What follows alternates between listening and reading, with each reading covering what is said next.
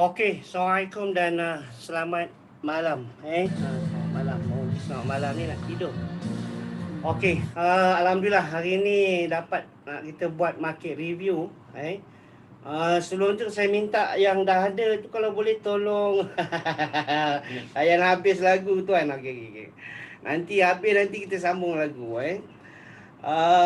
Sekarang ni dah pukul 10.30. So kalau boleh tolong share lah. Share bagi ramai sikit. Sebab ni market review ni sekurang-kurangnya banyak idea yang you all dapat sebelum nak trade. Sebelum nak masuk, sebelum nak buat transaksi dalam pasaran yang sangat brutal, at least biar banyak idea, banyak pandangan, perkongsian-perkongsian daripada pakar orang lama dan sebagainya. So kita boleh meletakkan satu kita punya roadmap portfolio bila kita nak masuk dalam market. So kalau boleh kongsikan dulu. Sharekan dulu. Sebab minggu ni pun menarik saya beritahu. Sebab kenapa saya kata menarik? Sebab minggu ni ibarat pantulan daripada minggu lepas. Minggu lepas adalah satu data yang sangat besar. 80% yang injection global economy, terutamanya Amerika Syarikat punya domestic economy, iaitu non-farm payroll. Non-farm payroll sangat baik. Sangat baik. Dah bermulanya era dunia bangkit semula. Dunia ekonomi bangkit semula, terutamanya mata wang fiat. Yang hampir setahun collapse. Ada negara yang bankruptcy, ada negara yang tak boleh survive, ada negara yang semakin bertambah hutang, terlalu banyak, berlaku defisit dagangan, berlaku defisit dalam GDP, dalam mereka punya transaksi, import export. Jadi banyak yang berlaku. Negara kita pun kena juga tempias. Jadi banyak maklumat yang saya nak kongsi ni. Saya nak kongsikan the whole market, bukan hanya pasaran keuangan. Saya nak kongsikan sedikit pandangan tentang saham indeks, pandangan shares, saham-saham, terutamanya saham-saham global. Sebab semalam, hari Jumaat bond turun daripada paras 16. Dia turun kepada paras 1.58%, hampir 8 paras mata tertinggi yang dicatatkan dalam treasury 10 tahun US punya hasil pembendaraan. Dan hari ini dia naik semula ke level 1.6, maknanya dia pergi balik. Jadi bila dia pergi balik, bukan nak retest, mungkin dia pergi balik sebab dia pergi lebih tinggi. So bila pergi lebih tinggi, ini disebabkan pertama sekali inflasi dijangka akan naik. Pada minggu ini ada data inflasi, tersilap saya CPI yang dijangkakan oleh konsensus 1.7, dah hampir aja yang Fed Powell team tentukan projection iaitu 2% untuk sasaran inflasi. So kebarangkalian tinggi pada besok data CPI ni, data inflasi ni akan cecah. Cecah 1.7. Jadi bila dah ada war-war begini, dah ada bayangan-bayangan daripada pakar, konsensus, peramal-peramal ekonomi, jadi kesan dia sangat besar. Kesan dia pelabur-pelabur ni akan buka mata. Jadi kebanyakannya mereka ni akan buat duit dekat bond. Sebab dia nampak bond naik sekarang ni.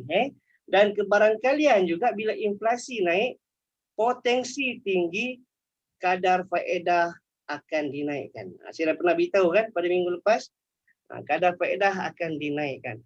Jadi bila kadar faedah naik, banyak orang tak suka. Terutamanya pelabur suka. Tetapi orang dalaman, domestik, citizen, rakyat tak suka. Sebab mula ada pengetatan, pinjaman dah diketatkan dengan interest yang tinggi. Tapi pelabur-pelabur luar suka sebab dapat interest yang besar.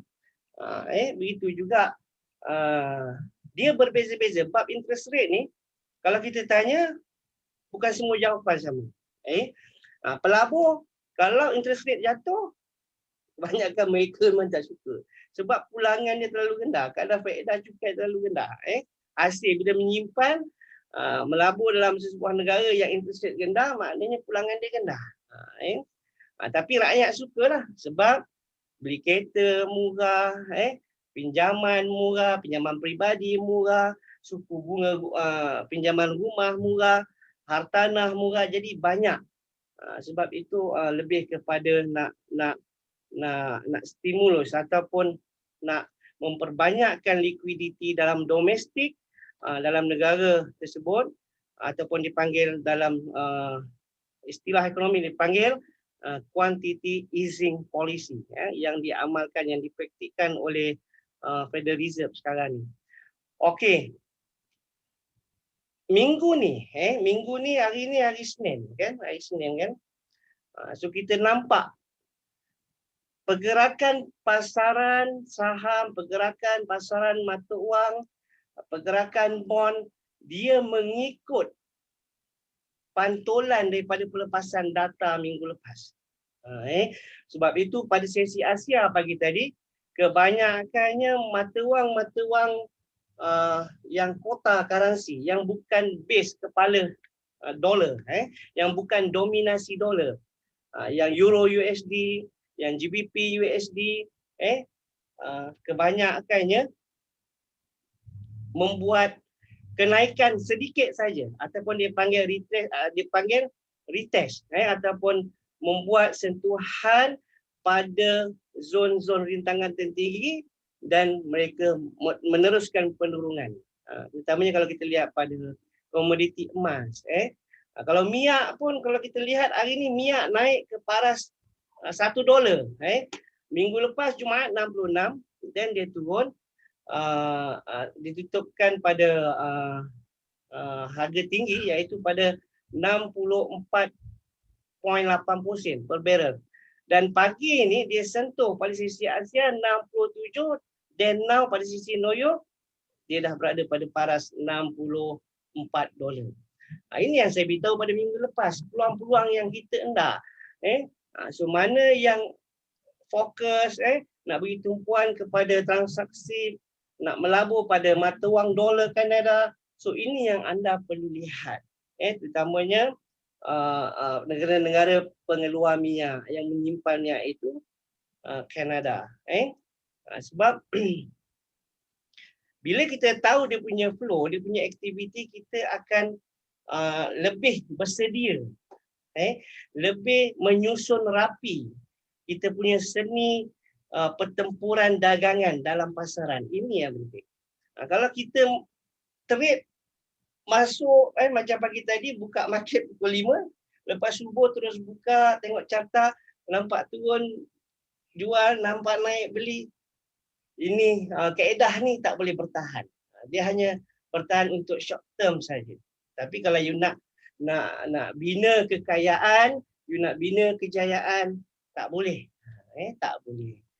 Tapi kalau setakat nak seronok-seronok, nak happy-happy, nak tunjuk terror, nak tunjuk hebat dengan market, nak cuba berlawan dengan market, nak bergusti dengan market, yes. Itu bagus. Tapi kalau sebaliknya tak bagus untuk jangka panjang. Okey.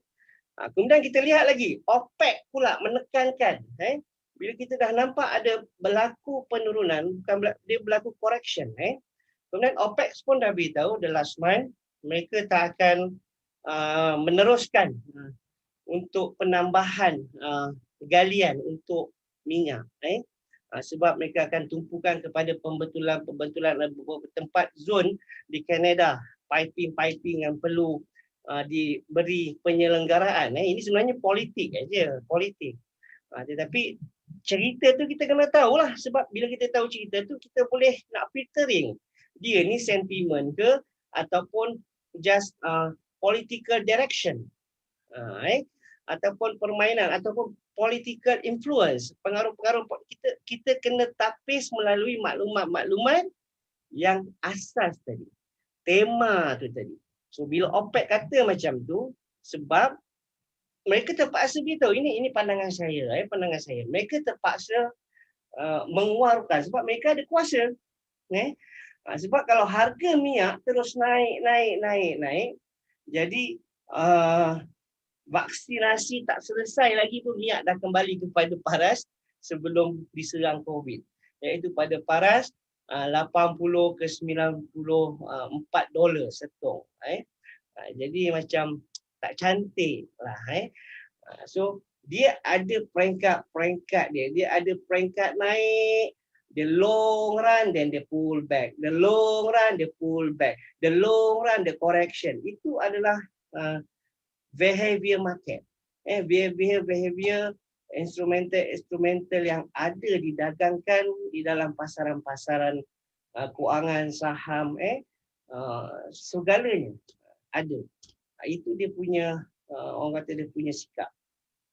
That's why bila kita tahu macam itu, jadi kita boleh nak mengintai-intai Kanada JPY. Okey. Jadi sebelum kita nak sembang macam ni, jadi kita nak pergi dekat carta. Tidak kalau saya cakap macam ni, macam Ali Nujum Pak Belalang. Oh, cakap melangit.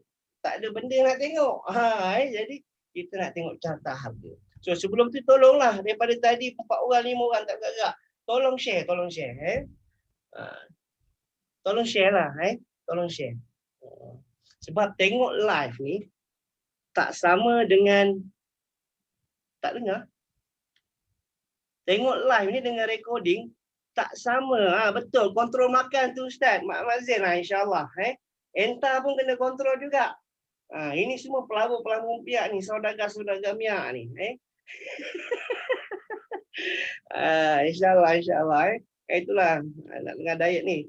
Ramadan bulan depan. InsyaAllah kita ambil untuk kuruskan badan. InsyaAllah. Ada masalah lagi? Suara dah clear belum? Suara dah jelas belum? Boleh tolong respon tak? Muhammad Firdaus. Assalamualaikum. Waalaikumsalam Firdaus. Muhammad Amiruddin Razali. Okey. Ini tadilah. Ni voice tak ada. Dah ada belum? Okey, clear. Terima kasih. Okey, sekarang kita nak pergi tengok carta. Sebab review market ni dia bukan satu perkara yang kita boleh nak sembang-sembang saja. Sebab kita ada benda. Sebab that's a fundamental. Fundamental ada data dan dia ada story, dia ada tema, dia ada headline. Dan macam mana kita faham, kita kupas, itu bergantung kita punya level of kepahaman. Kita punya tahap-tahap fahaman kita. Ambil masa sebenarnya. Yang penting sentiasa perlu belajar. Sekejap, saya nak keluarkan saya punya. Okey.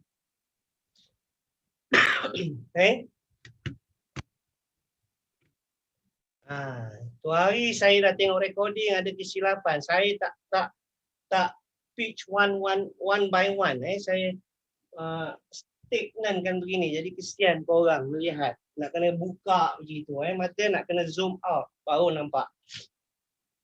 Okey, sekarang ni sebelah kiri ni. Okey, tengok carta boleh jelas? Okey, terima kasih. Salahuddin Rahim. Okey, terima kasih jelas. Okey, kalau lihat ni yang saya sekejap, saya nak kena keluarkan ni dulu. Baru korang boleh perasan insya-Allah. Okey, yang ini. Yang ini adalah US Wall Street Index 30 harian. So sekarang kita tengok ni adalah papan, semua adalah ada 12 carta instrumental daripada pelbagai market, daripada pelbagai pasaran. Ada sektor saham, ada sektor indeks, ada commodity, ada Bitcoin, dan juga ada exotic dan major, ada pasaran kewangan. Okey, ini kita lihat secara sekali imbas. Nanti saya akan pitch one by one. Kita nak trade, kita nak tengok structure dulu. Now sekarang sangat trending. Ini trending bukan channel. Ini jelas trending. So sangat uptrend, sangat sehat. walaupun hari ini ada sedikit penurunan, itu biasa. Sebab bila keuangan pelabur-pelabur mula melibatkan diri dalam sektor, mengambil peluang-peluang yang ada. Sekarang ni banyak. Sekarang ni peluang dalam pasaran keuangan tak seperti bulan lepas, tak seperti bulan-bulan pandemik. Sebab bulan sekarang dah mula vaksinasi. Kebanyakannya negara-negara besar, UK dia adalah pioneer yang memulakan vaksinasi pada rakyat dia. Kita pun dah mula vaksinasi dan US pun dah mula vaksinasi. That's why kita lihat data NFP minggu lepas, bulan lepas 49K.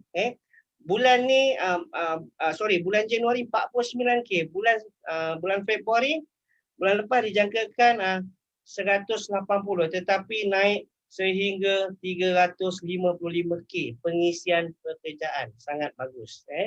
Dan pengangguran juga turun kepada 6.2 daripada 6.3, turun 1%, sangat baik. Dan tak silap saya yang pendapatan setiap jam, itu yang paling penting, bulan ke bulan masih sama. Tetapi roughly kita nampak impact dia dalam pasaran. Terutamanya dalam 3 segmen ataupun 3 sektor, iaitu saya beritahu pertama sekali sekarang pelabur lihat pasaran keuangan. Yang kedua, pasaran subhanallah, energi, minyak. Sebab saya kata minyak, energi semua akan naik. Petrol, apa lagi? Crude oil, WTI, apa segala gas semua akan naik. Kemudian dan juga industrial, iaitu pekerjaan-pekerjaan pembuatan, sektor-sektor pembuatan, perkhidmatan dan barangan. Sangat menjadi perhatian. Bukan menjadi perhatian je, pelabur-pelabur ambil bahagian dah. Sebab itu kita nampak bulan 3 ni berbeza dengan bulan Februari dan bulan sebelumnya. Terutama pada pasaran-pasaran indeks, saham, saham Nasdaq masih lagi jatuh. Masih lagi jatuh disebabkan oleh saham-saham share-share teknologi. Nanti saya akan buka juga untuk FinB Business. Kita tengok apa yang berlaku sebenarnya.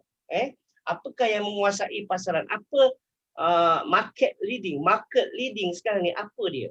Apa yang sektor mana yang terajui pasaran? Sektor mana? Bila kita tahu, sedaplah kita nak buat duit. Tapi kalau kita tak tahu, macam mana kita nak buat duit? Seolah-olah kita pertaruhkan perkara yang memang kita tak pernah pasti pun dalam market. Jadi perkara yang memang dah tak pasti, sekurang-kurangnya kita cari. Kena ada curiosity. Dengan ada maklumat-maklumat dan pengetahuan tentang yang menggerakkan pasaran. Okey, nanti kita akan pergi situ. Kemudian S&P 500 pun masih dalam structure. Saya hanya buat correction saja sebab saya jangkakan semua ni akan buat continue bullishment. Hanya Nasdaq yang saya jangkakan akan continuation, bukan correction ni. Dia akan buat pertukaran arah. Sebab yang saya jangkakan dia akan pergi kepada paras yang ini. Paras yang ini. Sekejap saya nak itu dulu. Sekejap ya. Tidak korang takkan nampak. Okey, yang ini clear tak? Clear tak? Nasdaq ni clear tak? Nasdaq 100. Nasdaq ni adalah saham-saham teknologi. Ini adalah papan harga harian, jelas Okey, terima kasih. Okey, Abu Bakar Halim. Assalamualaikum Ustaz. Suara jelas. Waalaikumsalam. Terima kasih. Bagus. Okey, ini adalah Nasdaq. Nasdaq apa yang saya jangkakan? Okey. Ini you kena, kalau you all ada trade index, ada trade saham index. Dekat sini you nak start cari peluang. Ini adalah paras ni. Subhanallah. Sekejap ya, saya punya sekejap. Tapi dah tak banyak dah, sekejap ya. Saya punya mouse ni, sorry sekejap. Okey. yang saya jangkakan. Okey, ini adalah zone breakout. Kita nak tengok SNR. Ini adalah SNR yang di mana harga bullish breakout, harga bearishment pun penetrate. Ini adalah level. Biasa kalau anak-anak didik saya belajar technical SNR, sekarang tengah belajar lagi untuk yang kelas percuma, iaitu general classroom. Ini adalah paras dia. Okey. So saya jangkakan dia berpotensi pergi ke arah ni sebelum dia buat bounce. Ini adalah untuk papan harian. Maknanya ada hampir 921 mata. Hari ni dah jatuh. Sekarang saya tengah bercakap ni, tak silap saya 180 ke 180 mata. Untuk hari ni je jatuh. Ini adalah saham-saham saham apa dia panggil Nasdaq 100, iaitu 100 syarikat daripada syarikat-syarikat teknologi. Dalam 900 mata lah, banyak. Kalau 1 sen 900 mata ni, tuan-tuan, kawan-kawan semua, saya beritahu kalau indeks you letak 1 sen, kebanyakan brokerage dia offer kontrak 100 unit untuk one lot. Means satu lot 100 unit. Jadi kalau 1 sen 1 unit. 1 sen 1 unit ni dengan 900 mata. You boleh pergi hampir dekat 700-800 ringgit. $800. Banyak. Sebab itu, mana yang anak-anak didik saya, kawan-kawan rakan-rakan yang follow rapat saya, mereka dulu suka trade GBP Yen ataupun GBP JPY dan juga komoditi iaitu ZAR USD. Tinggal. Sekarang ni mereka memang trade hanya fokus kepada 3 saham gergasi ni, stock indeks gergasi ni. Dow Jones 30, Industrial, kemudian S&P 500 dan juga Nasdaq. Ini dah cukup. Kalau you nak inilah, sukakan volatile. Sebab berdasarkan apa yang saya study, ramai peniaga, pelabur, mereka ni suka, yang retail trader ni suka kepada GBP, JPY dan emas, komoditi. Disebabkan volatile aja, volatile. Dia volatile sangat tinggi. Okey, aggressive volatile. Okey. Now sekarang dekat sini, So you boleh nampak, dia takkan selari. Jarang sangat selari. Kalau S&P 500, US 30 Wall Street, bullishment, Nasdaq mesti bearishment. Begitu juga dengan pasaran keuangan. Selalunya. Tetapi you tak boleh jadikan satu tips. Ini cuma berdasarkan yang dah berlaku. Selalunya, apabila pasaran keuangan, mata wang naik, terutamanya dolar. Bila dolar naik, indeks ni juga akan naik. Biasanya, tetapi bukan tips. Yang tips ni macam kalau USD dollar, dia contrarian ataupun dia against dengan Euro USD. Dolar beli, USD jual. Itu boleh kita kata tips. Memang dia punya fitrah, dia tak boleh. Dia berlawan. Dia jadi musuh. Dia jadi Euro USD dan emas ni ibarat dia anti dolar Amerika Syarikat. Begitu. Jadi dia tak akan selari. Tapi dalam perjalanan pergerakan pasaran indeks, terutamanya gergasi ni, selalunya dia selari. Tetapi bila ada bond, itu beza pula, nak kena lihat lain. Kalau bond pula tengah naik, dia turun. Dia begitu, dia terbalik. Dia terbalik. Saham-saham turun, dia terbalik. Dia begitu. Dia ada correlation dia dan dia ada contrarian daripada segi behavior instrumental itu sendiri. Okey, sekejap. Kita nak pergi balik dekat tadi. Okey.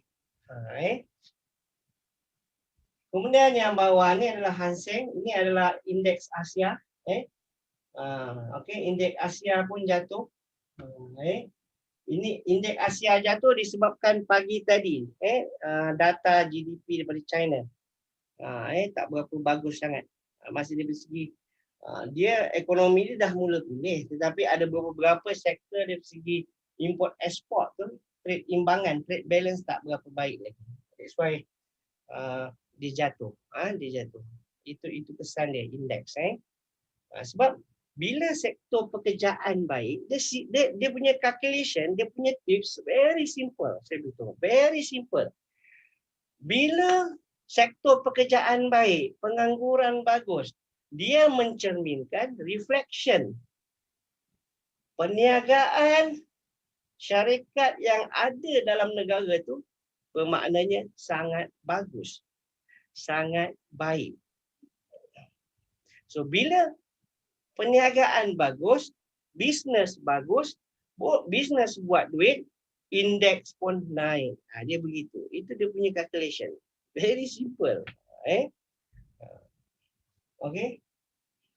Kemudian yang ini kita tengok juga. Okay. Ingat, okay, US 30 akan continuation bullish yang saya nampak. Sebab sektor-sektor pekerjaan mula baik. ISM bulan minggu lepas pun walaupun kurang berapa peratus dia, tetapi masih lagi berada pada paras 50 mata ke atas. Dia is okay. Dia jangan PMI, ISM di bawah paras 50. Kalau bawah paras 50, dia panggil mula penguncupan. Seperti berlaku kalau kita lihat tengok PMI UK, PMI Euro, dia bawah 50. Bermakna ekonomi dia sangat-sangat sakit. Tapi kalau dia kurang berapa mata pun, tapi dia still above 50 point, 50 bar mata, dia masih lagi okey. Cuma dalam pasaran kita akan nampak ada sedikit beberapa pergerakan pembetulan harga. Dia tak semestinya dia begini. Kadang ini you kena betulkan sikit mindset. Mana yang ada lihat live saya ni, you kena betulkan. Maksudnya bukan kena betul, kena mantapkan sikit mindset cara fikir tu. Jangan fikir semua data-data makroekonomi yang positif akan bullish. Ini saya beritahu. Sebab kebanyakannya kalau retail trader ni, mereka akan beranggapan sedemikian. Kalau NFP bullish, NFP positif, dia akan drastik. No, dia tak begitu sebenarnya. Dia tak begitu. Kadang ada data-data yang positif, dia bearishment. Disebabkan dia dah trade into event. Maknanya sebelum data-data tu diterbitkan, sentimen itu dah sangat bagus. Macam sekarang lah saya nak beritahu. Stimulus belum lagi lepas. Tapi tahu bakal diluluskan. Dan dah diluluskan pun sikit. Untuk cover-cover mana-mana industri-industri yang kecil-kecil. Rakyat dan sebagainya. Jadi daripada situ, dia dah menunjukkan sentimen positif dalam pasaran. Pelabur mula bertindak. Macam kita beli rumah. Rumah kita beli satu rumah yang belum siap. Bukan sebab siap tu harga dia jadi macam tu. Tak. Dia tengah piling pun kita dah mula bayar. Kita dah bayar installment, kita dah sign agreement. Belum siap naik, belum duduk lagi pun. Jangka siap 2 tahun lagi. 2023 bulan 9. Bila CF clear apa semua, dapat kunci rumah, baru boleh duduk. Dia tak berlaku begitu. Itu maksudnya dalam pasaran, dia punya tingkah laku begitu. Antara pelabur, kita lah. Psikologinya dengan pasaran, begitu juga. Reactionary. Dia bukan on the spot. Data positif dia boom. No. Kalau gitu semua orang boleh detect. Semua orang, data positif, kita tekan cukup-cukup. Sebab itu tak ada perkara yang pasti. Jadi konsep dia macam tu lah tadi. Kalau kita nak beli rumah, kita nak beli apa? Kereta. Kereta. Itu bukan kereta kita. Dah 10 tahun besok kereta kita lah. Tetapi harga dia besok makin lama kereta ni dia bukan satu liquidity. Dia bukan satu aset yang bagus. Dia tak macam rumah. Dia leverage dia sangat besar. Kalau kereta, tapi konsep dia tadi sama. Kita bayar. Setiap bulan bayar. Rosak ke, kena curi ke kereta ke, accident, total loss ke, sebelum nak tunggu cover insurance kena bayar. That maksudnya sentimen tu bagus. Tapi kalau macam accident kereta tadi tu lebih negatif lah. Tapi kalau nak faham macam saya kata rumah tadi. Kalau you faham macam mana nak beli rumah yang daripada zero. Engkau pergi-pergi tengok tak ada apa pun. Masih lagi hutan belum tolak. Tapi bank dah offer. Developer housing dah offer. Agreement dah ada. Sekian-sekian rumah harga macam ni tak nampak je. Based on architecture model je. Housing model je boleh tengok. Oh macam ni dalam cermin. Rumah ni harga ni awak setuju sign. Bukan bayar sedebuk. Bayar installment berdasarkan kelaikan gaji dan persen ataupun upfront, peratusan upfront berapa. Kalau rumah pertama mungkin boleh pinjaman 100%. Kalau pinjaman rumah kedua mungkin 20%. Rumah ketiga tak dapat dah. Biasanya rumah ketiga, keempat, kelima ni kena bayar more than 40%. More than 40%. Kalau rumah dah 5, 6 lagi lah kena bayar 70% kena bayar. Kalau nak buat pinjaman lah. Tak bagus. So maknanya konsep dia begitu. Dia panggil trade into event. Event tu belum berlaku lagi tapi dah ke arah dia. Cerita dia macam dulu nak buat airport, nak buat circuit Formula 1 punya track dekat Bukit Beruntung. Semua orang beli, pelabur beli, orang kerja gabungan beli, kerja kilang beli, rumah beli, semua beli. Bila dah beli kat Bukit Beruntung, tiba-tiba Mahathir kata pindah pergi kat Sepang.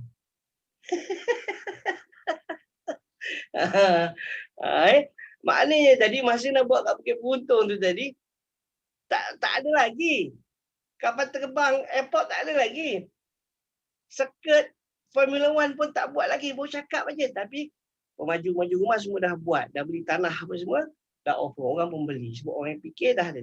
Itu maksudnya pasaran tu, pergerakan tu, harga tu mendorong kepada perkara yang besar. Yang maksudnya dia panggil the biggest tema.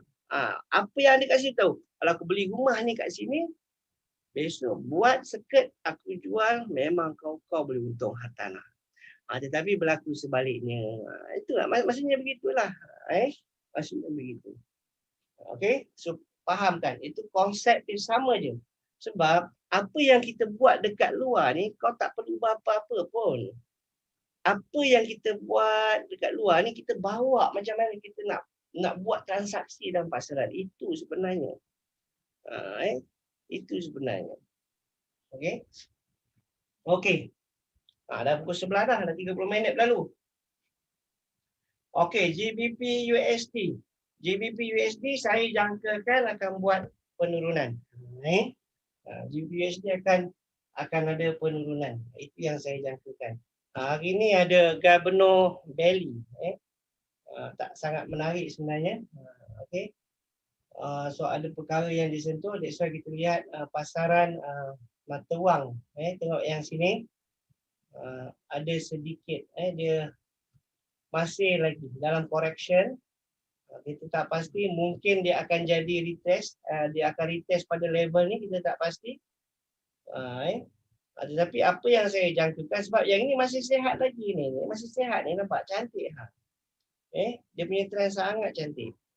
Sekarang ni kalau dia patah dekat sini, saya jangkakan dia akan buat retest di sini. Sebab apa yang saya expect, bila, sebab biasa begitu pada korang semua, kebarangkalian tinggi, stimulus 1.6 trilion akan diluluskan untuk March ni.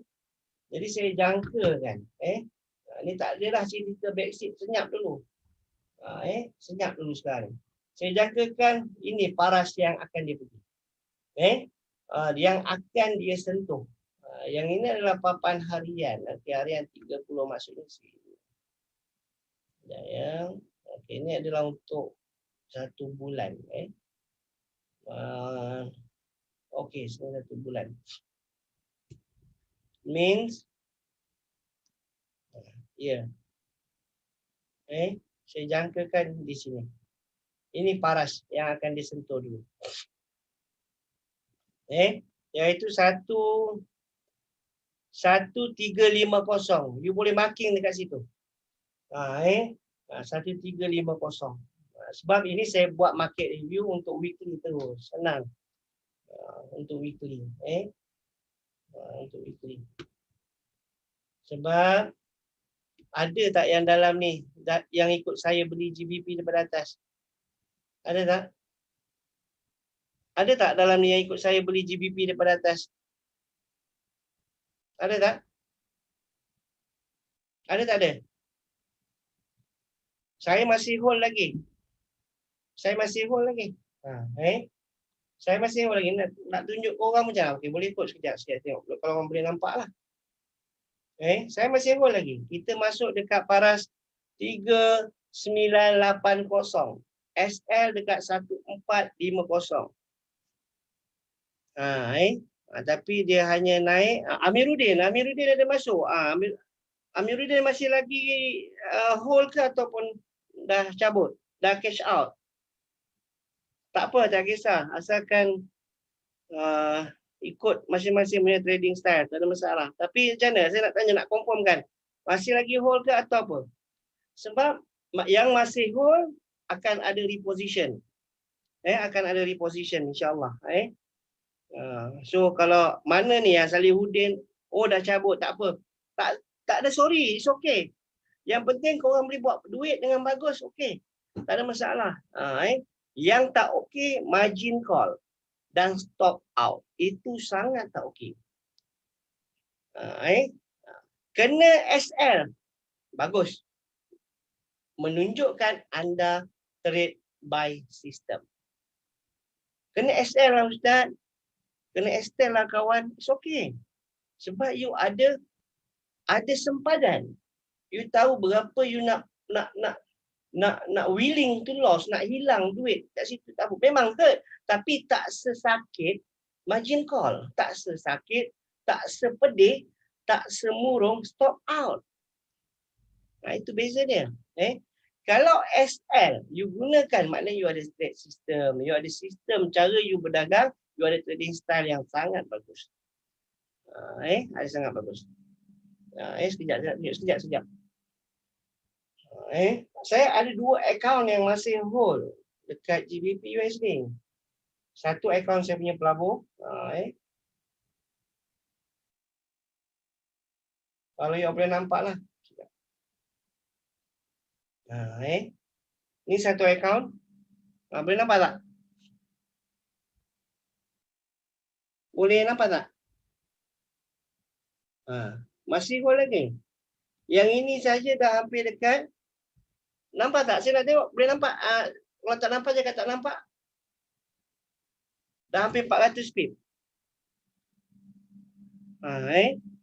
So, kalau mana masuk awal, ada retrace, kita akan cari peluang-peluang untuk kita reposition. Itu yang pertama. Tapi sebelum reposition tu, dia ada step-step yang kena buat. Nak trailing dan sebagainya. Apa itu part lain. Okey. Ada 2 akaun. Saya masih hold lagi. That's why saya jangkakan dekat sini. Saya beritahu 37. Betul kan? Saya beritahu TP 37 kan? Ni dah nak sampai dah ni.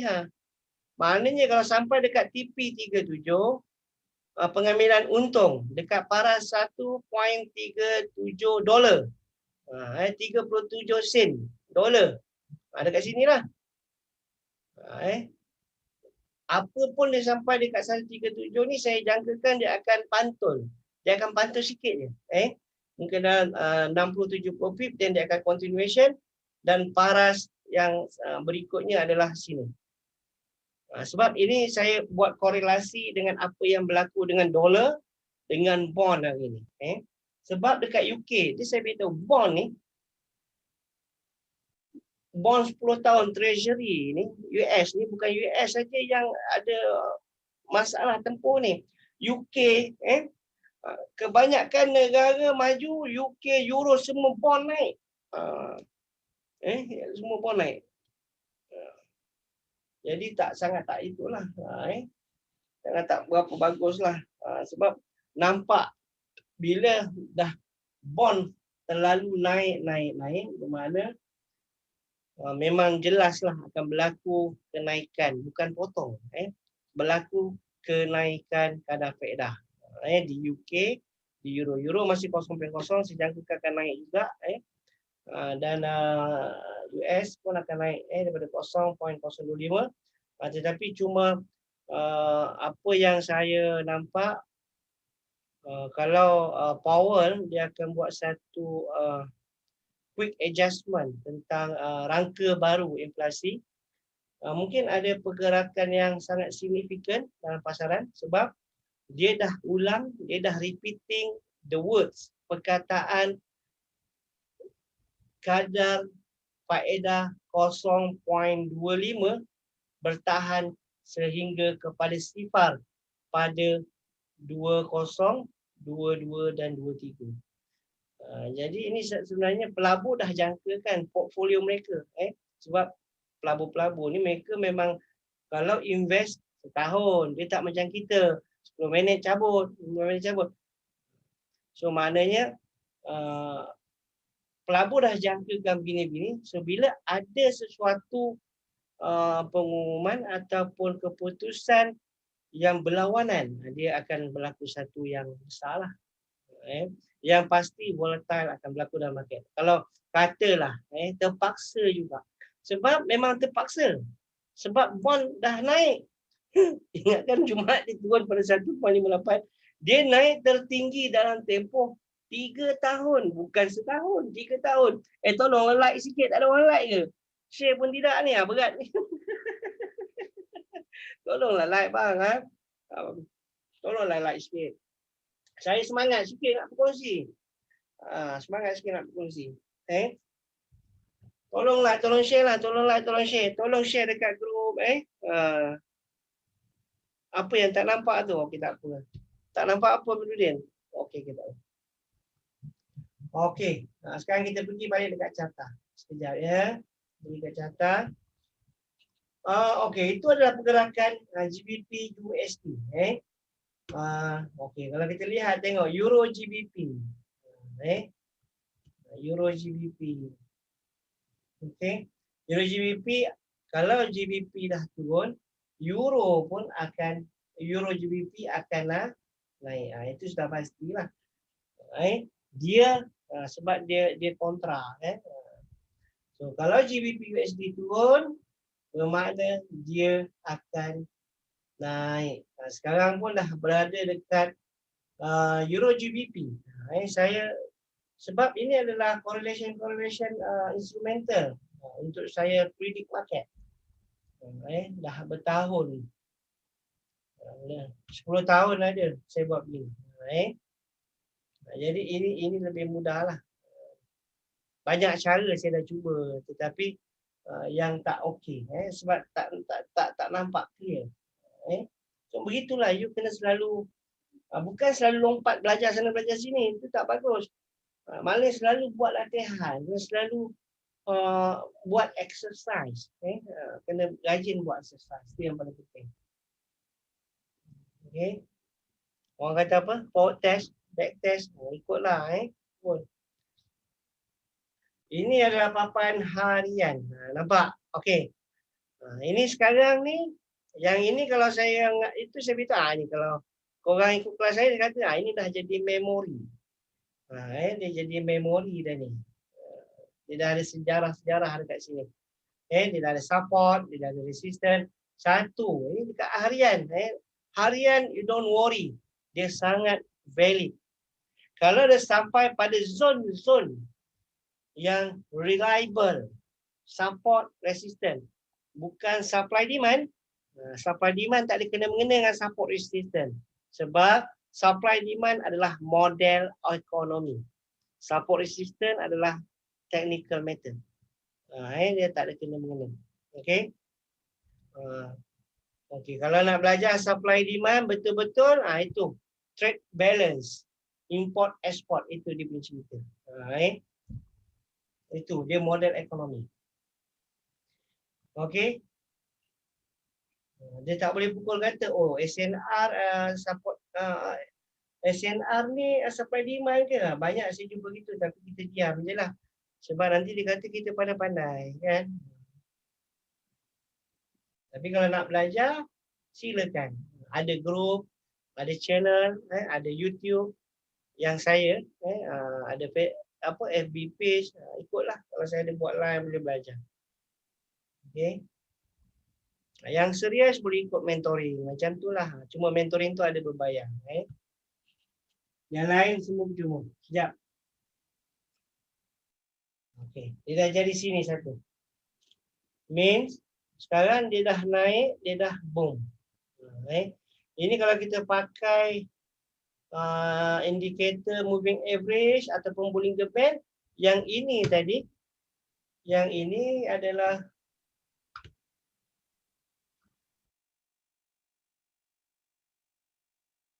yang ini adalah mid-BB ni dari test. Ni, dari test mid-BB ni. Ataupun MA5, BBMA ke, MA10, 13, saya guna juga 13. Dia retest ni dekat mid-BB. Then dia sama juga macam komoditi pagi tadi Firdaus kan. Dia tu sekarang dia dah pergi kat sini juga. Sekarang ni dia jadi wall, jadi tembok lagi. Dia tak mau dia hit memory. Sebab ini adalah satu zon yang kuat ni. 08 085 85. Zon yang kuat. Tetapi jangan terkejar. Ini silap. Kadang tak sabar-sabar. Belajar apa engulfing. Ini engulfing kata dia ni. Ni dah ada bullish dah, dah telan lah. Engulfing apa benda ni? Bukan. Ini bukan sebab tu start nampak sebatang hijau besar ni telan dah begini ni. Ini bukan engulfing. Okey. So, kalau nak masuk tunggu dia naik. Alah dah terlepas ustaz. No, dia takkan terlepas. Saya beritahu. The third retest is more powerful. Kau nak cakap nak dengar orang yang ada pengalaman dan pengetahuan dalam bidang ni ke ataupun macam mana? Ini saya cerita pengalaman saya. Tunggu dia buat satu kali lagi. 3, 1. Sekarang ni 2 kan? Biar dia naik dulu, tak apa. Dia naik buat 3 kali kat sini, jangan tunggu. Masuk buy. Ini kaedah saya. Tapi ini bukan nak bagi signal entry lah. Ini saya bagi je trade idea. Okay. Sebab ni zone breakout ni, Pak. Ini satu range yang besar sebenarnya. Ini range yang besar ni. Dia tak ada apa pun kat sini sebenarnya. Tak ada pergerakan apa pun. Masih lagi buyer control yang ni sebenarnya. Sebab itu kita nampak yang ini dia punya impact. So yang ini tak ada apa sebenarnya.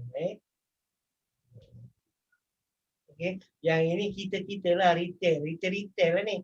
Ini pergerakan retail. Yang ini tadi yang ini semua ini adalah investor jerung-jerung big boy, massive investor, hedge fund ini. Yang ini ini nak kena tahulah. Okey. Jadi begitulah. Tunggu. 1 2 masih lagi. Wall, memory and wall. Dia masih lagi jadi memory dan dia jadi tembok. Dia tak boleh nak tembus dekat level harga yang dah ada memori sejarah. Lazim. Lazim. Ataupun 60%. Tak mau 90% tinggi sangat. 60% dan more than 50. Dia sangat reliable bila dia pergi the third retest. Dia pergi the third retest dengan ada zone support resistance dekat sini. Potensi probability belian sangat tinggi. Tetapi don't expect dia naik begini. Oh, terus tak? Dia mesti naik ini, zigzag. Itu dia punya value, you kena faham. Dia gitu. Tapi bila dekat zigzag, dia tak, masa dia naik macam ni cantik. Bila dia buat zigzag sikit, dia hundur naik 8 batang candle hijau. Dah untung dah. Bila dia nampak sebatang candle merah aja dia punya kelang kabut, terus ambil profit, terus ambil untung, pengambilan untung. Ini tak bagus. Sebab dia tak nak latih untuk menang ataupun untuk buat duit lebih besar. Sebab pada saya you masih ada lagi risk apa kata risk zero zone, bebas risiko. Dekat sini you kalau buat trailing pun masih untung 40 ke 50 pips kalau lah harga tu hentak you punya trading. Maknanya trailing tu bukan sebab apa? Sebab dengan sedikit sekelumit niat menjangkakan harga akan terus membuat pendakian dan untung lebih besar. Kalau tak untung, kalau dia hit, aku masih untung. It's okay. Psikologi pun bagus.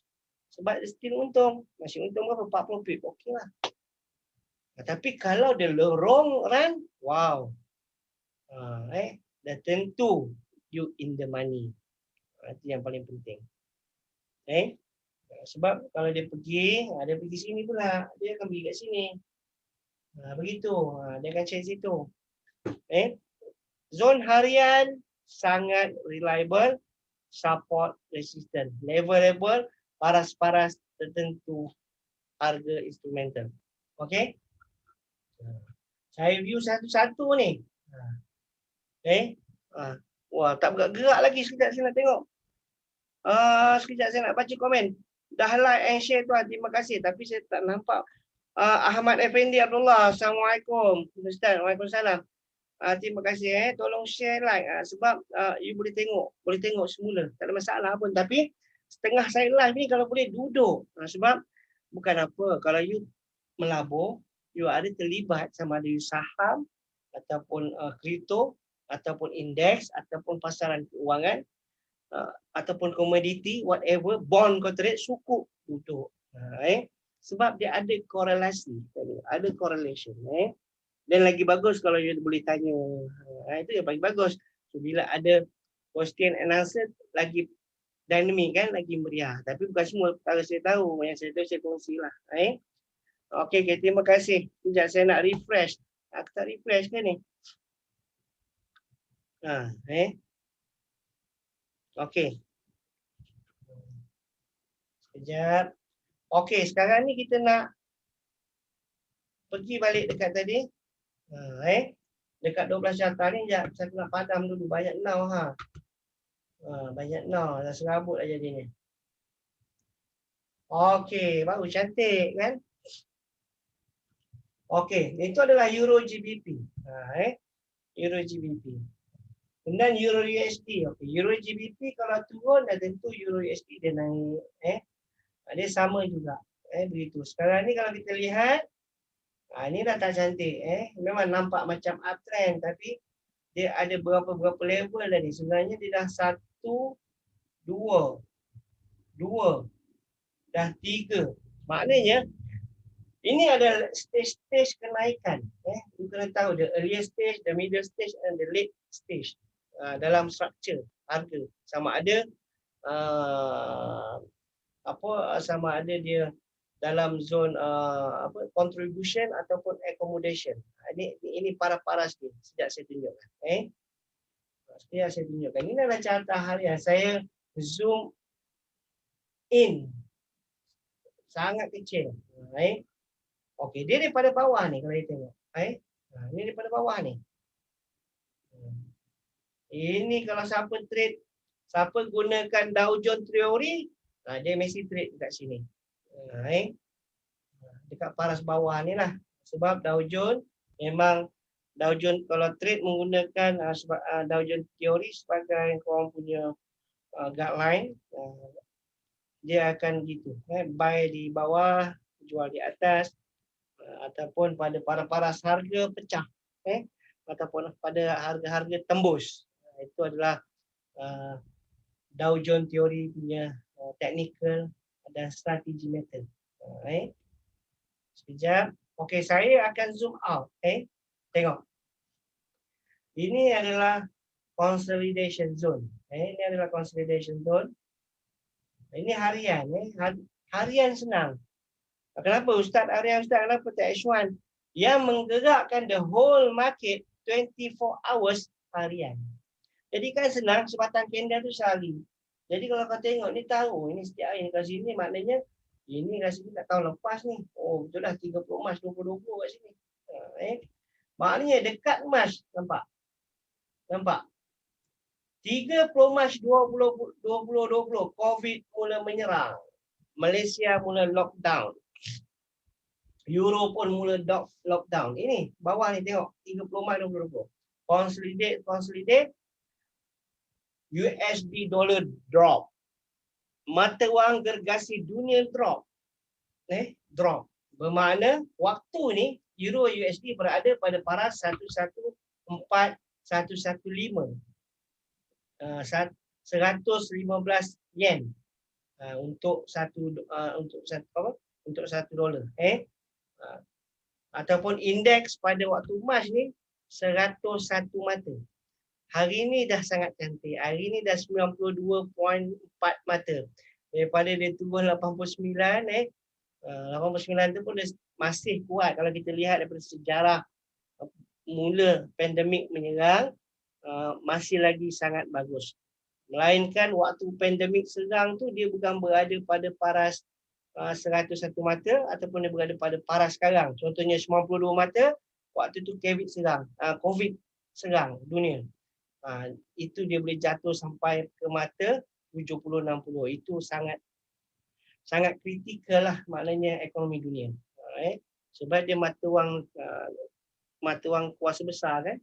Mata wang reserve terbanyak kan. Orang kaya-kaya orang kaya, orang niaga, apa segala itu semua ada simpan dolar. Sebab tu jadi mata wang simpanan terbesar dunia. Bank negara Malaysia pun simpan reserve dolar. Tak simpan emas dah. Jadi kalau kita lihat dia punya jenis okey dia naik. Nampak ini pukulan pandemik. Pukulan pandemik bulan 4, bulan 5, bulan 6. Dia buat lagi. Ini the first stage. The first stage bullishment. Dia jarang pergi lebih sampai 3 sampai 4 sangat. Sebab tu kena tahu. Bila ada kenaikan, ada consolidation, ada kenaikan, ada pullback, ada kenaikan, ada pullback, dia akan sideways dan dia continue, dia akan buat pertukaran. Itu mesti. Itu mesti. Sama ada waktu tu dia akan jadi apa? Dia akan jadi M-top, dia akan jadi head and shoulder, dia akan jadi cat M handle, apa saja dekat situ. You nak cari the single candlestick reversal, trio candlestick, duo candlestick pattern dekat situ. Bukan dekat zone ni. Ni banyak kawan-kawan kita cari-cari kat sini. Dapat tapi sikit lah kat sini. Sikit. Lepas tu kalau internet mati 2-3 hari, konon perasan jatuh ke bawah, dah kena stop loss TMC tak tahu. Dia naik, dia naik. Ni masih lagi consolidate sebenarnya. Ni masih lagi consolidate ataupun ni masih lagi bullishment pattern. Dia panggil apa dia? Ni wedge up. Ataupun flagging. Dia bukan simetri atau triangle. Yang simetri triangle yang ini. Ni simetri triangle. Ini adalah bullishment pattern. Okey, 1, 2, boom, naik. Dia dah buat ketinggian tertinggi. Sebenarnya dekat paras ni dia dah tak layak dah duduk atas ni. Bila dia naik atas ni, SCB dah goyang dah ni. SCB siapa? Lagarde. Lagarde. Dia dah goyang sebab pertukaran mata wang tak cantik. Tak cantik, dah terlalu mahal. Bila terlalu mahal, siapa nak beli? Siapa nak buat urus niaga? Dia tak kompetitif. Ini peranan bank pusat. You all kena faham. Peranan bank pusat, dia memastikan mata wang bank negara. Bank negara punya kerja, dia kena memastikan ringgit Malaysia tidak terlalu tinggi, tidak terlalu rendah. Dia perlu memastikan ringgit Malaysia sentiasa berada dalam kompetitif, kompetitif. Maknanya boleh kompetitif, boleh berdaya saing, import, export, segala urusan, dealing, transaction, multinational company, investment company, tak ada isu. Sebab itu Amerika Syarikat dulu dia ada isu Malaysia manipulative, dia charge Malaysia antara negara yang manipulate currency. Australia pun kena. Sebab waktu itu dolar rendah. Dan mata-mata wang lain ni semua sangat mahal. Itu jam waktu Trump. Trump charge. Siapa ada ingat? Ada ingat tak? Kalau korang masih ingat. Malaysia pun kena tuduh. Manipulate termasuk memanipulasi mata wang. That's why dia perlu ada range dia. Pertukaran antara nilai dolar. Dolar itu adalah rujukan mata wang seluruh dunia. Ringgit Malaysia tak boleh naik suka-suka. Dulu ikat pada emas, sekarang tak. Sekarang ikat pada dolar. Dulu zaman Bretton Woods, yes.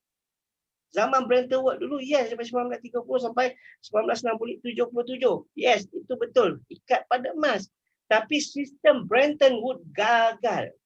That's why dia gunakan model ekonomi yang ada berlaku hari ini. Floating market. Sebab itu mula itulah ada New York Stock Exchange, ada Wall Street, inilah tempat-tempat dia, dagangan-dagangan. Itu dulu tak ada macam itu semua. Jadi sekarang nilai mata wang diukur daripada dolar. That's why dolar ni dia macam mana pun kau nak bid tak boleh. Sebab itu kita jangan carry the way sangat. Dolar jatuh ke? Jatuh sangat ke? Teruk ke? Kena beli Bitcoin ke? Tak perlulah. Tak boleh. Saya beritahu. Tak boleh. Kalau boleh, kalau kata Bitcoin jadi mata wang utama dunia akhir zaman.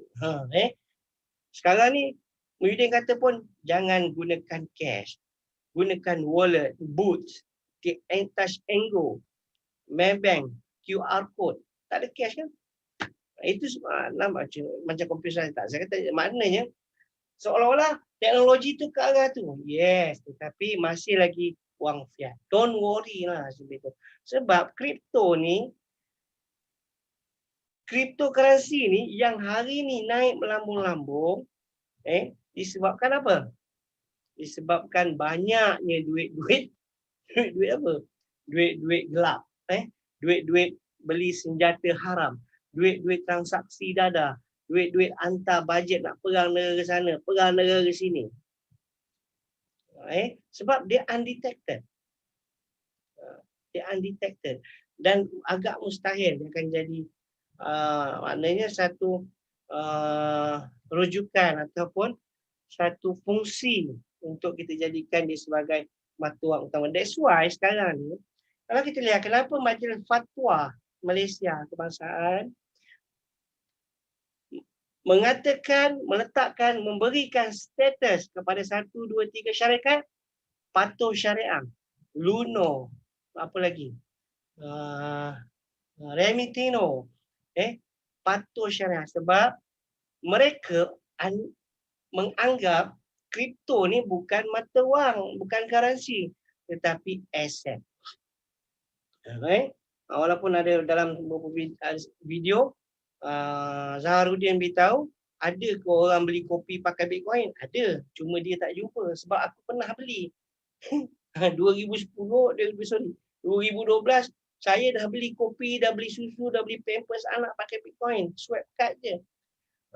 Tetapi itulah saya kata, maknanya asas dan dasar dia mengatakan Bitcoin atau kripto ni sebagai aset pun boleh terima. Boleh terima.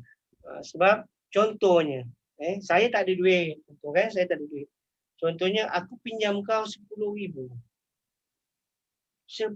Aku tak ada duit nak bayar. Boleh tak tanah aku ni, harga ni sebidang ni, aku bayar. Tanah aku ni sekarang harga tak 20,000. Jadi aku tak boleh nak pecah lot. Kau kena bagi aku 10,000. Sebab nilai tanah ni harga average 20,000. Tanah tu bukan duit. Tapi boleh jadi transaksi. Maksudnya ibarat kripto tu dekat situ. Sekarang ni forex pula. Don't worry, insyaAllah satu hari akan halal. Don't worry. Itu je. Sekarang ni jangan duk sibuk-sibuk menghangat-hangatkan forex haram. Jangan hantam budak saham. Ni tak bagus. Tak bagus. Kita cari rezeki. Kalau dulu kripto haram, sekarang jadi patut syariah. Macam mana? Pada saya tu je. Kita hari-hari solat, berdoa sembahyang, tak lagi maaf lagi tajuk sikit. Kalau ada bukan non-muslim tak maaf. Kita berdoa sembahyang ni waktu semalam, berzikir, bagai baca Quran lagi, kita selalu minta dengan Allah. Kalau hati kita kata benda ni salah buat, ya Allah bagi aku jalan tinggalkan. Itu je. Itu je. Sebab bila ada, memanglah ada ustaz tu kata ni, ada ustaz tu kata ni, ada ustaz tu kata ni, ada ustaz tu kata ni. Tapi bila ada satu badan, badan ulama-ulama, majlis ulama, fatwa, tak boleh kata apa dah. Jadi janganlah komplain ke apa tu. Bersabar. Moga-moga ada hamba Allah buat satu kertas kerja, hantar dekat pejabat-pejabat ni, hantar dekat ijtima'-ijtima' ni. Ini sebenarnya transaksi kat pasaran kewangan. Memang ada Yadan bin Yadin. Tak ada pun Yadan bin Yadin. Ada. On the spot. Berlaku on the spot. Ada. Benda tu ada. Tapi isu sebenar yang besar tu, selain pada leverage, Yadan bin Yadin tu lah. Maksudnya transaksi tangan ke tangan. Benda tu memang ada pun. Tapi kita tak nak menuduh, ada golongan yang sebelum ni datang bawa kertas kerja, tunjuk kata gini-gini, dia buat sikit, dia masuk portfolio ni. Dia tengok Islamik lah apa semua, dia kata tak betul. Bila beri pendapat tak betul pada orang-orang ulama-ulama ni, dah tentulah hukum-hukum pun jadi. Saya tak maulah cakap tak betul. Mungkin ada silap faham. Kita ni manusia kan. Jadi kita doa-doa je pada Allah SWT. Mungkin ada hamba Allah besok menunjukkan sebenar. Ini. InsyaAllah, don't worry. Don't worry. Sebab memang ada jual beli. Contoh saya tunjuk. Apa jual beli? Jangan tengok saya jual Euro USD. Saya jual Euro USD bermakna ada orang beli. USD. Saya jual Euro. Tapi ada orang lain beli. That's why dia pasangan Euro USD. Kalau dia satu je tu pelik lah. Kita tak tahu siapa, tak nampak siapa yang beli, siapa jual. Ini kan dua. Maknanya kalau kita beli Euro, bermakna macam kita pergi kan, kita pergi money exchange. Kita jual ringgit Malaysia untuk beli dolar. Bila kita jual dulu ringgit Malaysia, baru kita dapat dolar. Itulah kesamaan konsep tu. Jadi itu saya kata.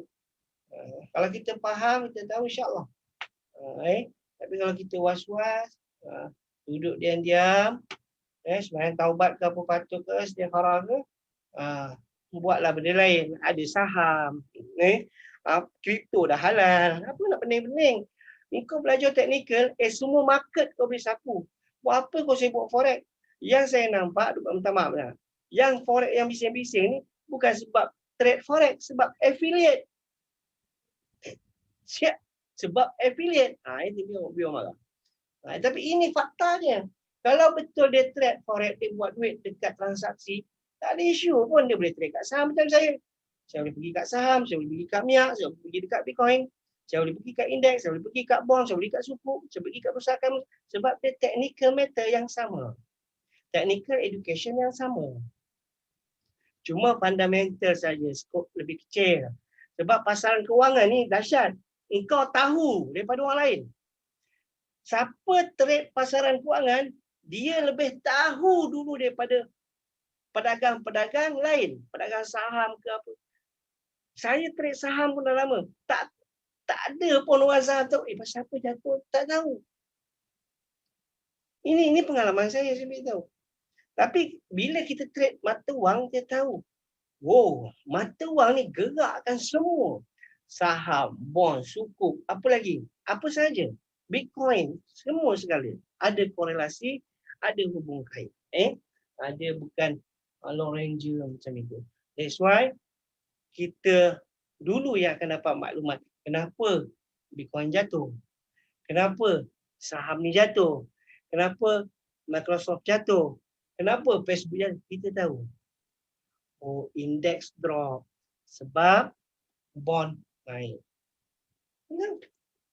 Jadi macam kita ni beruntung kita duduk di pasaran di sektor yang paling profesional dan berprestis. Cuma korang je tak sedar. Orang je tak sedar. Orang je tak sedar.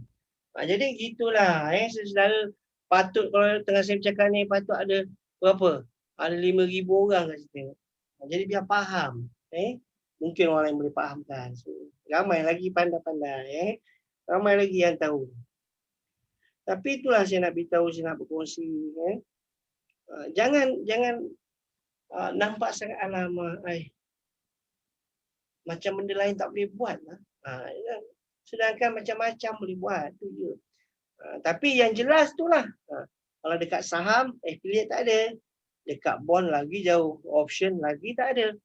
Dekat saham ada. Tapi nak kena ambil MSTA macam saya. Nak kena ambil lesen CMRSL. Capital Market Representative. License. Capital. CMSRL. Ada lesen tu boleh jadi advisor. Boleh bagi view market. Boleh bagi advice orang nak trade apa, saham apa. Baru dapat upah. Kalau dealer tak perlulah. Dealer dia bekerja dengan bank. Advisor ni low ranger, freelance banyak. Tak terikat. Jadi kalau dealer ni tak ada masalah. Maknanya nak makan-makan affiliate ke apa ke tak ada. Tak ada. Kalau nak makan kena ada layakan gini-gini. Jadi itu je saya nampak sebenarnya. Itu je. Cubalah renung-renung betul tak betul saya cakap. Kalau kita betul trade forex, apa masalahnya? Pergilah trade saham. Alah Ustaz, ada je aset underlying lain. Boleh trade Microsoft. Boleh trade apa lagi? Apple. Semua ada. Index Dow Jones, 3 saham berdasi. Lebih hebat. Boleh lagi shock, lagi steam. Lebih thrill daripada emas. Lebih thrill daripada GBP, JPY. Lebih thrill daripada Euro, GBP. Simple je. Kalau betul kita ni make money in the market. Kalau sebaliknya, itulah. Tak salah pun. Tapi itulah bila jadi gitu, dia mulalah pertahankan. Tapi perasan peniaga. Perasan trader. Itu ramai. Okey, tak maaflah. Lagi tajuk. Lagu apa ni? Dah sudah 45. Alamai. Aku nak kena berhenti ni. Nak kena berhenti. Tapi sebelum berhenti tu aku nak kena habiskan lah. Sial lah korang tergantung. Steam tergantung. Susah lah. Sekejap ya. Okey, sikit lagi. Kita nak tengok. Apa lagi yang ada dalam market. Ini peluang-peluang. Okey. So, rebutlah. Rebutlah. Jangan rebut saja. Bila saya nampakkan tu, you tengok. Cuba ikut minggu ni. Jangan masuk. Minggu depan, guna demo lah, tengok, try. Rasa serasi, belajar. Cuma je. Mentoring je bayar. Belajar, kalau jadi pandai, cuma je. Mentoring. Sebab mentoring ni banyak kerja saya kena buat. Sebab nak kena fokus. Mentoring kan. Kita nak mentor, nak inspire orang, nak inspire pelabur, peniaga. Jadi memang kena bayar lah. Pasal banyak usaha saya kena buat. Kalau nak belajar technical matter, fundamental, saya bagi free je. Saya bagi free. Okey. Sekejap ya, saya nak padamkan dulu sekejap. Lepas tu bolehlah kita wrap up sikit dan okey, Jun. Okey, sekarang UGBP dah cover. Tunggu dia buat third retest dekat support ni, Azul RBS ni. Kemudian Euro USD pun sama juga. Okey, USD Kanada. USD Kanada ni memang sakit. Dia memang nak kena bangkit dah ni. Patutnya minggu lepas. Tapi insyaAllah saya jangkakan dalam bulan Mac ni, kalau korang ikut grup, sama ada grup belajar general class ke, saya banyak grup. Ada grup technical, ada grup support assistant, ada grup candlestick Japanese, ada grup RSI, macam-macam grup ada. Ada channel rasmi. Tapi yang saya nak beritahu ni, ikut channel rasmi Malaysia Global Trade dan juga grup perbincangan BBC Masto 05. Tapi you kena masuk dulu dekat main. Dekat main. Ada dekat wall saya ni, tengok. Ada link Telegram. Klik pergi ke sana. InsyaAllah. Saya tak aktif sangat. Tapi ada soalan, ada pertanyaan, saya akan kongsi. Dan bila ada bagus-bagus peluang entry, saya akan kongsikan insyaAllah. So the latest 4 pair saya kongsikan minggu lepas. AUD USD, AUD USD, Euro USD, GBP USD, Gold. Euro USD 400 pip, AUD USD 300 pip, GBP dan 500 pip. Apa lagi? Emas 500 pip. Fidaus ada kata trade hold. Baguslah alhamdulillah. 4. Jadi saya beritahu tak perlu hari-hari dalam market. Yang saya beri 4 tu pun hari Khamis. Isnin, Selasa, Rabu tak trade. Saya dulu trade juga pagi.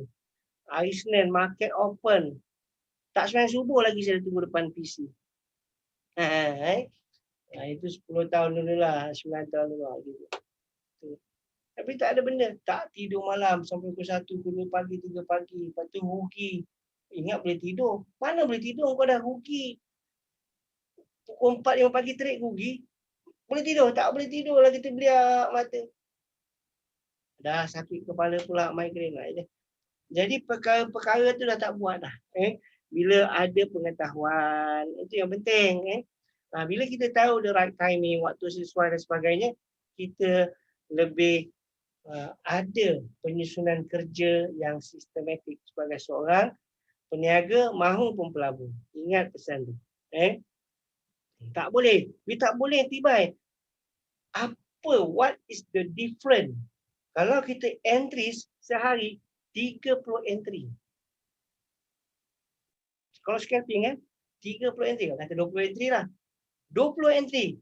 Calculate 5 days, 24 hours. Means ada 100 entry. Berapa puluh ribu withdraw. Itu je. Saya nak tanya, berapa puluh ribu withdraw? Berapa kali deposit? Berapa puluh ribu withdraw? Kalau ada ribu-ribu USD juga okey lah. Tapi kalau minggu lepas ada minggu ni tak payah. Kena ubah approach. Macam mana kita approach market. Hari ni kena ubah. Tak boleh lah. Kena reduce 100 entry tadi. Kena ada orang kata kesedaran. Macam mana nak buat. Macam mana nak buat the roadmap portfolio. Macam mana nak sediakan. Berapa entry je. Compulsory entry. 1 minggu 4 entry je. Jadi maknanya takkan suka-suka. Mentang-mentang ada $10, $20 tekan 1 sen. Naik lagi, sell lagi. Naik lagi, sell lagi. Lepas tu 3 kali, gering-gering. Tak boleh masuk dah. Sebab $10. Tu MC. Alah, $10 je. Apa dah hal? Halo. $10 tu Kalau orang deposit 10,000 memang tak ada hal. Tapi kalau kita level deposit 10K, 10, deposit $10, kita punya level deposit $10, $20, $10 tu, itu yang rabak. Jadi jangan perasan saya beritahu. Sedar diri saya beritahu. Buat perkara usaha berniaga yang bermanfaat. Jangan. Ini bukan tempat nak tunjuk terror. Kalau kita deposit 10,000 USD, 10,000 USD, komang-komang 10,000 USD. Yes, 10 $10 mana ada apa, betul, apa dah hal. Tapi kita paling $10. Lebih sikit kan, gaji lebih $20. Paling tinggi kan pun $100. Itu pun dah gairah. Lagi besar lagi cepat MC. Itu kita nak cakap apa dah hal. Kan menipu diri tu sakit, nak pergi minum pun duit tak ada lah. Duduk kedai mamak tengok orang ikan dah nak minum apa tak tahu, duit tak ada. Tunggu kawan, main minum. Laju je. Janganlah, saya dah buat dulu. Saya dah buat, saya beritahu. Saya dah buat. Saya dah buat. Saya bukan berkongsi pengetahuan, saya kongsi pengalaman saya. Perit, tergolek, masuk tanah, keluar. Semua dah. Semua dah. Cuma rumah tangga masih bahagia. Itu rahmat. Alhamdulillah. Tak adalah macam berai. Jauh lah. Sekarang Alhamdulillah okey, tak ada masalah. Syukur pada Allah. Sebab itu saya kata pengetahuan sangat penting. Jangan rasa, alah aku dah tahu dah benda ni. Apa nak belajar, pergi guru sana pun ajar sama. Pergi guru sini pun ajar sama. Manusia, Allah jadi tak sama. Engkau je, kita je perasaan sama. Setiap manusia Allah bagi berbeza-beza. Mana boleh sama? Walaupun nampak sama, ada mesti ada kekurangan, mesti ada kelebihan. Allah cipta macam tu dah. Allah cipta macam tu dah. Setiap manusia ada kekurangan, ada kelebihan, saling melengkapi. Kalau all the perfect, susah. Parah tu. Jadi kita kena realistik, kena realistik. Itu je lah. Okey. USD JPY nampak, saya dah nampak. USD JPY. Sekejap, kita tengok sekejap sikit je. 9.54, pukul 12 kita berhenti, ada 4 minit. Orang tak tegur saya makan laut. Saya dah marking siap-siap. Saya dah marking siap-siap ni. Kalau macam ni kan korang tak nampak. Bismillah. Okey.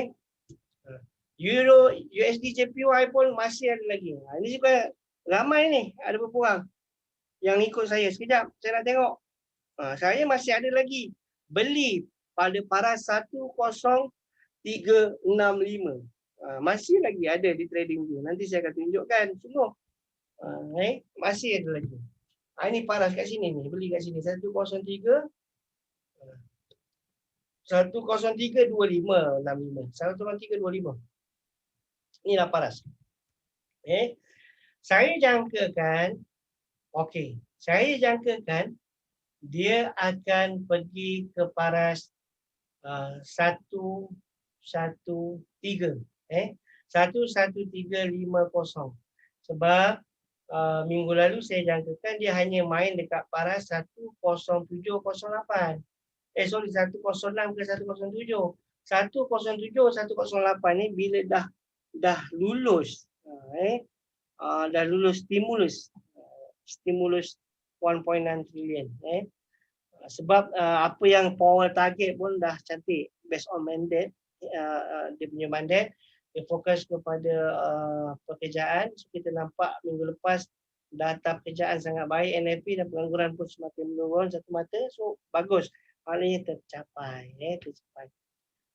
So the bottom line sekarang dia on the projection, on the track. Okay, so sekarang ni apa yang saya jangkakan, ini adalah kekuatan dolar, bukan yen. Last week, Monday, Tuesday, Wednesday, Thursday. 4 hari minggu lepas. USD naik dari paras 106 sampai 10750. adalah disebabkan kelemahan mata wang yen, bukan dolar.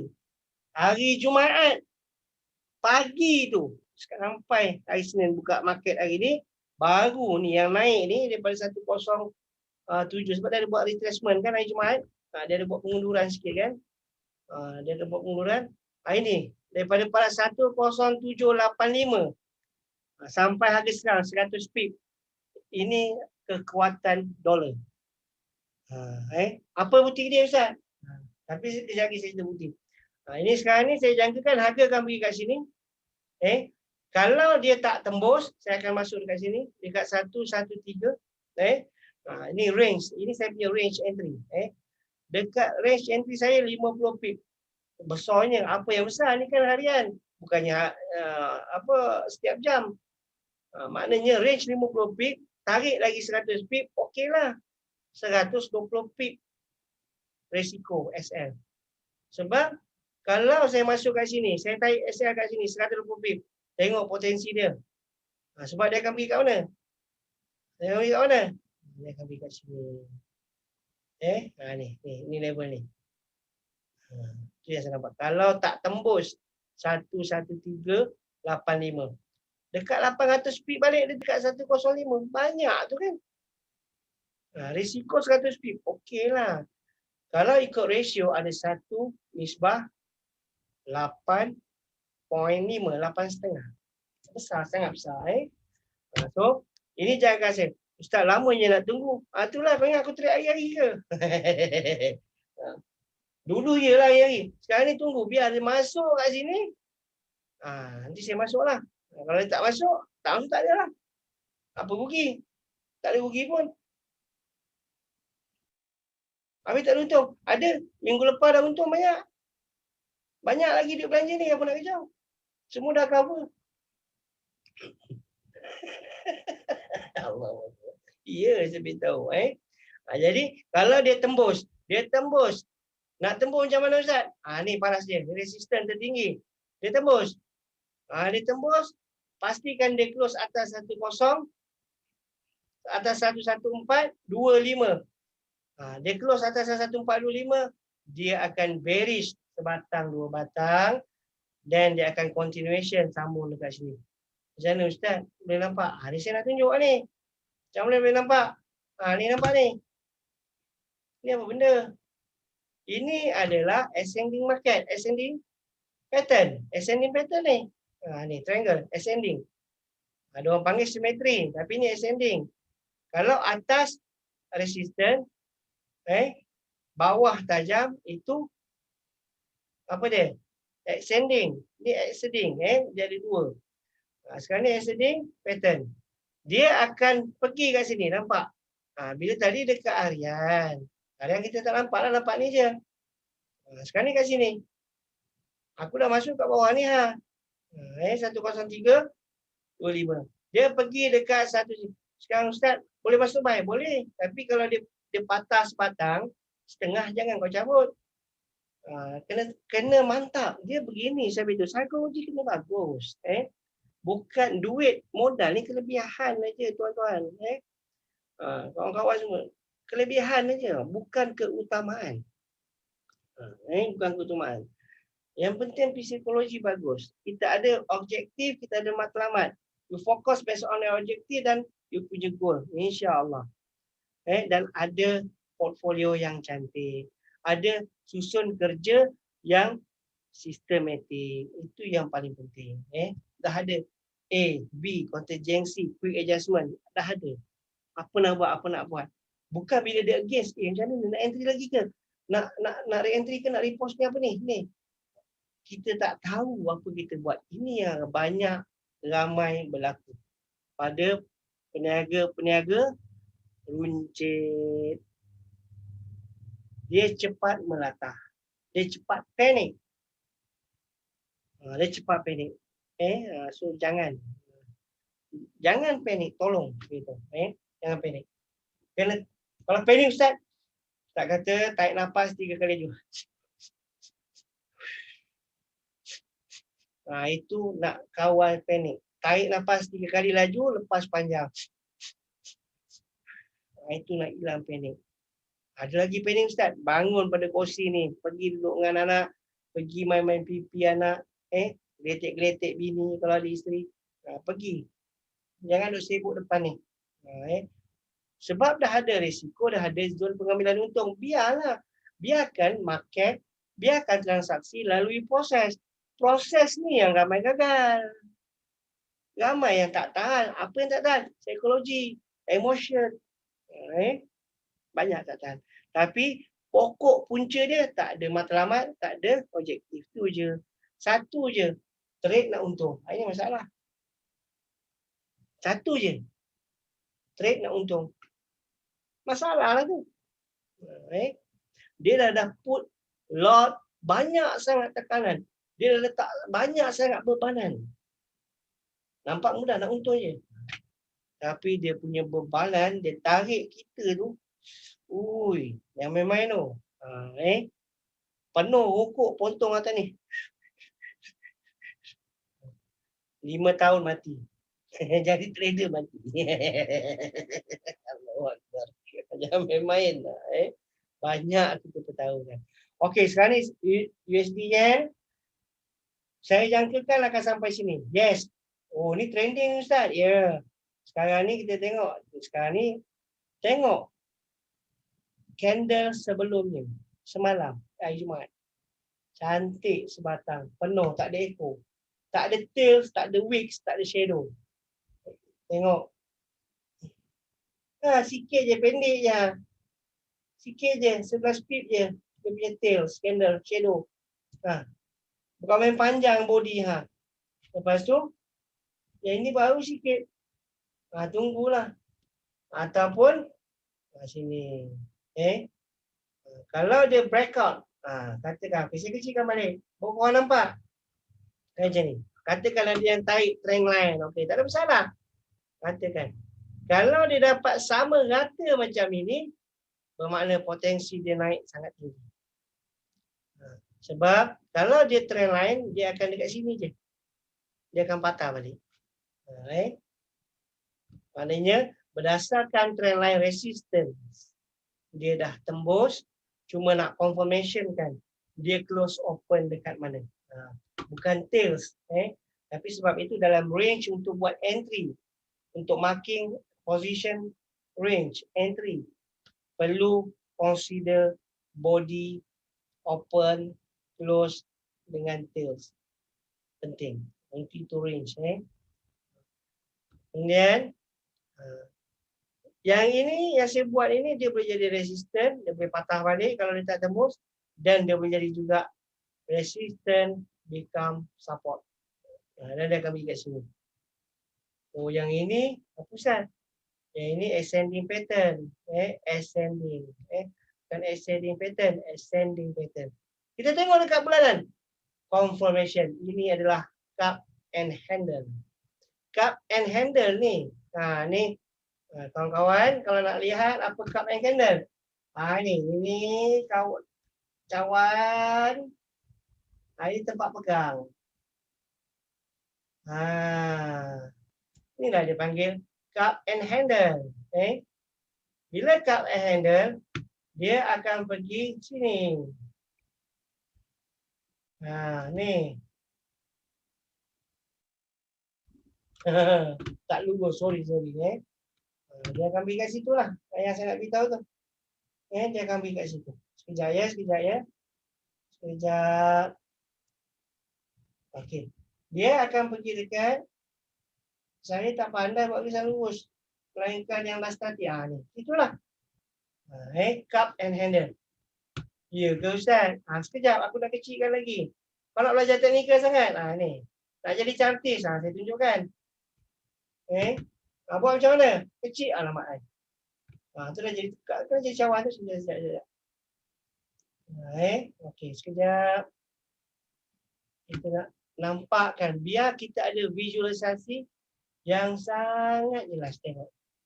Kalau dekat sini. Cup and handle. Kalau kita lihat daripada tepi ni. Kita lihat daripada tepi ni. Ini adalah head and shoulder. Ini boleh jadi head, satu, shoulder. Ini adalah head, edge. Saya punya tak juga. Okey, sekejap ni. Edge, yang ini shoulder. Ini dua. Ada sini. Ini shoulder, head. Bermakna yang ini adalah neckline, dia punya leher. Ni nak belajar teknikal ni. Sekarang ni, dia dah buat satu range yang sangat besar. Ini adalah Dow Jones Theory. Dia dah break up neck, leher. Then dia penetrate balik. Dia buat balik zone dia. Sekarang ni, kat sini. Masih dalam kawasan yang ini. So yang ini kita lihat. Bukan yang ini. Yang ini dah ini. Kat mana tu? Betul tak betul Ustaz? Kita tunggu sama-sama insya-Allah. Kita tunggu sampai bila? Mudah-mudahan semua panjang umur. Mudah-mudahan semua panjang umur. Ya, saya nak tunjukkan sekejap. Mudah-mudahan semua panjang umur. Dekat mana Ustaz? Kita makin tengok. Kita tengok separator juga. Okey. Oi, kat mana ni? 135. Okey, kita mati air 135. Ini adalah bulanan. Confirmation daripada harian, weekly, bulanan. Confirmation bullishment pattern. Ada cup handle, ada head and shoulder, ada ascending pattern di weekly. Cuma nak perlukan kesabaran dari segi pengetahuan dan juga psikologi. Bukan kata pedagang diri kita je, begitu juga dengan pasaran. Okey. Dah pukul 12. Subhanallah karim. Okey, dia kat sini.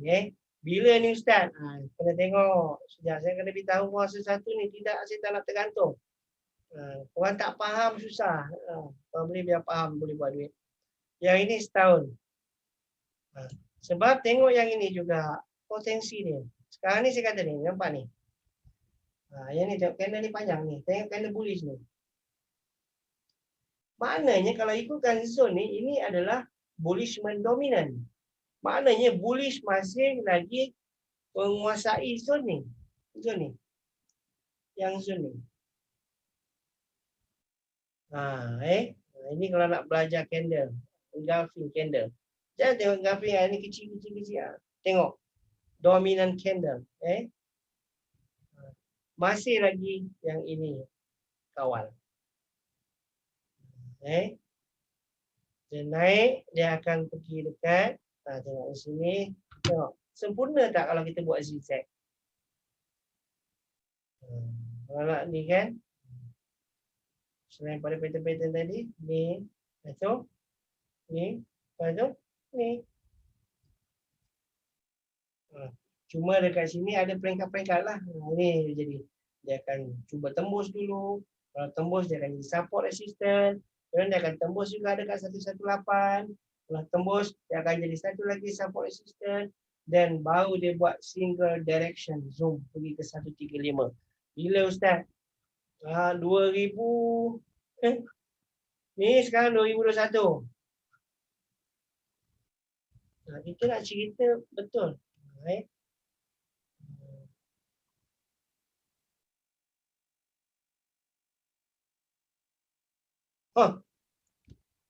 Ambillah 2025. 2024. Tak panjang umur, ada 2 tahun lagi. 2 tahun setengah lagi. Tapi ini kalau you trade portfolio untuk grow investing ataupun investing value. Itu dua portfolio tu. Boleh untuk the long run, for the long term investment. Sangat bagus. Okey. Dia tak fikir kepada peratusan, dia akan fikir pada pertumbuhan. Means biar sikit ke banyak ke dia tumbuh. So dia punya pengambilan untung kat sinilah. So nak pastikan untuk portfolio ni, transaksi ni dia bebas pada risiko, bila dia berada pada paras 120. Sini pun boleh, tapi maknanya terlalu dekat. Kita tak nak begitu berdagang. Berdagang jangan nak BE tak payah. Maksudnya kalau dalam portfolio, langkah-langkah lain, penyediaan dekat zon bebas risiko pada paras 120. Maknanya kalau harga sentuh 120, dia dah senyum lebar. Gitulah. So, sekarang ni ini time frame besar, bawa dekat time frame kecil. Jadi apa nak buat kalau macam tu? Ustaz, saya ni cash out Ustaz hari-hari, saya ni trade. Bukan nak mana Ustaz hari-hari nak belanja. Itu pun dah tekanan juga. Itu pun sangat pressure sangat besar. So, kita kena buat macam mana nak buat untuk cash out. Now tengok, ini memang trending. Bukan channel, bukan sideway. Satu sideway pun tak ada lagi. Tadi saya beritahu kan, ada early stage, mid stage, ada late stage. Dia mesti 3, 4 dah biasanya dia akan jadi pattern-pattern yang saya beritahu tadi. Sama ada reversal single ke duo, trio, candlestick reversal pattern ke, ataupun apa-apa chart pattern, iaitu M-top ke, apa ke, triple top, multi top dekat stage 3. Sekarang ni tak ada lagi sideway. Bayangkan, ini sekarang ni single direction sebenarnya. 400 pip. Tak ada rehat. Tak ada rehat. Tak ada rehat. 400 pip. Daripada sini.